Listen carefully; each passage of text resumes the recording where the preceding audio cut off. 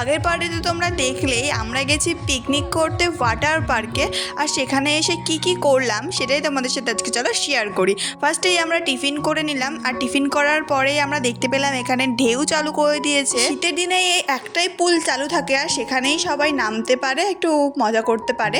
তারপরে আমরা চলে আসলাম পার্কের এই দিকটাতে একটু হিয়া মজা করে নিল। তারপরে আমরা আবার চলে গেলাম ওই ঢেউয়ের ওখানে, কারণ এত ভালো লাগছিল ওই জায়গাটাতে। আর ওইখানে যেয়ে না আমরা অনেকটা ভিজে গেছিলাম, হিয়া তো পুরো কোমর পর্যন্ত ভিজে গেছিলো, আমাদের প্যান্টও পুরো ভিজে গেছিলো। আর বাচ্চারা নামলে তো ওঠার কোনো কথাই নেই, ওরা খুব মজা করছিল ওখানে নেমে। তাও আমাদের একটু উঠে আসতে হয়েছিল, কারণ হিয়ার যেহেতু ঠান্ডা লেগে যাচ্ছিলো, আর ঠান্ডা জলগুলো খুবই ঠান্ডা, এতটা ঠান্ডা। আর হিয়া তো খুব মজা করছিল, আর পাশে দেখো অনেক বাচ্চা আছে, ওরাও খুব মজা করছিল, গান চলছিল, আমি গানটা দিতে পারছি না। তো আজকে এই পর্যন্ত, দেখা হচ্ছে নেক্সট ভিডিওতে। বাই।